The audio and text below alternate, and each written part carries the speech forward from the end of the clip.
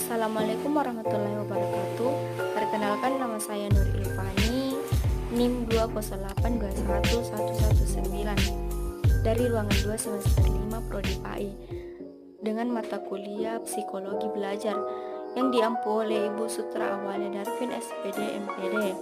Baiklah, berikut saya akan menjelaskan tentang teori konstruktivisme serta penerapannya.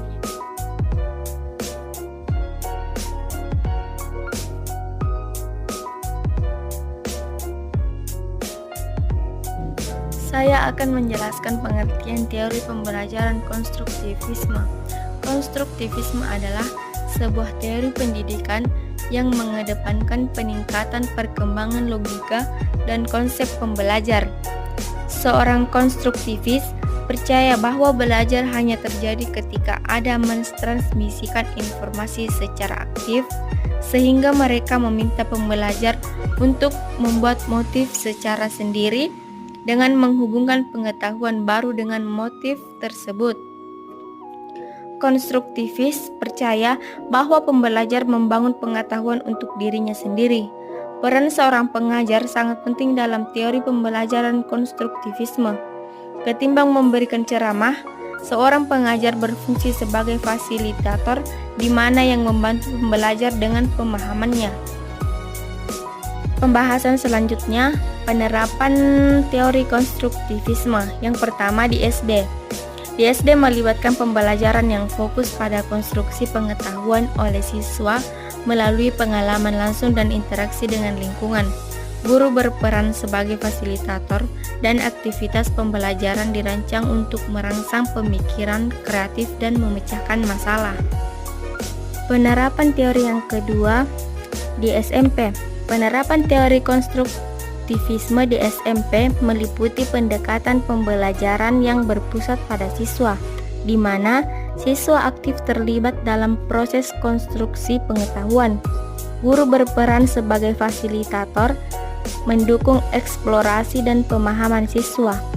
Pembelajaran dapat dilakukan melalui proyek, diskusi, dan kegiatan kolaboratif untuk meningkatkan pemahaman konsep. Penilaian fokus pada pemahaman konsep dan kemampuan pemecahan masalah, bukan sekedar menghafal informasi.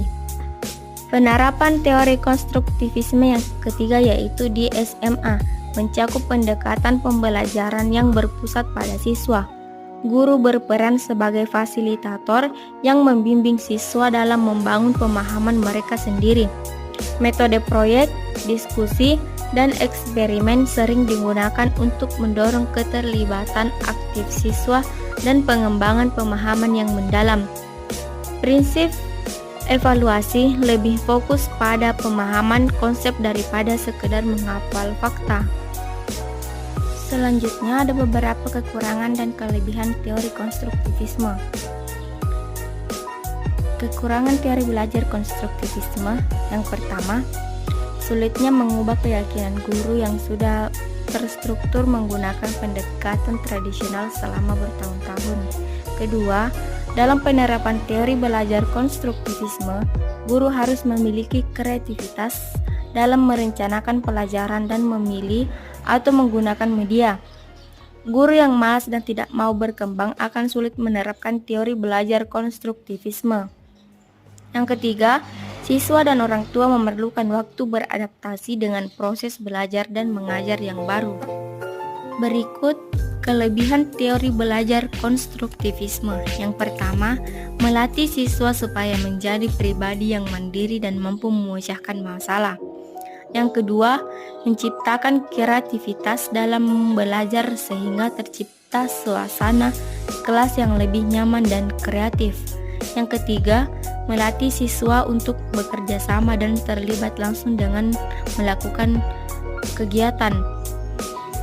Yang keempat, menciptakan pembelajaran yang lebih bermakna dan menumbuhkan kepercayaan diri pada siswa karena memiliki kebanggaan dapat menemukan sendiri konsep yang sedang dipelajari dan siswa juga merasa bangga dengan hasil temuannya.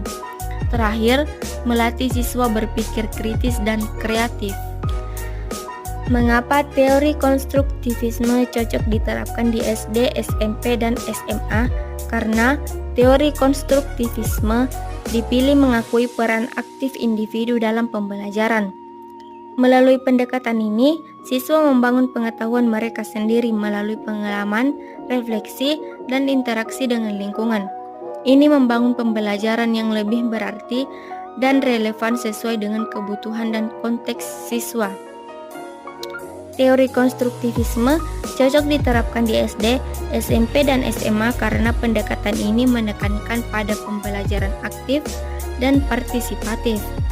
Siswa tidak hanya menerima informasi, tetapi juga secara aktif membangun pemahaman mereka melalui pengalaman langsung dan interaksi dengan materi pelajaran. Itulah tadi materi yang saya bawakan. Lebih dan kurangnya mohon dimaafkan. Saya akhiri. Wallahul muwaffiq ila aqwamit thoriq. Assalamualaikum warahmatullahi wabarakatuh.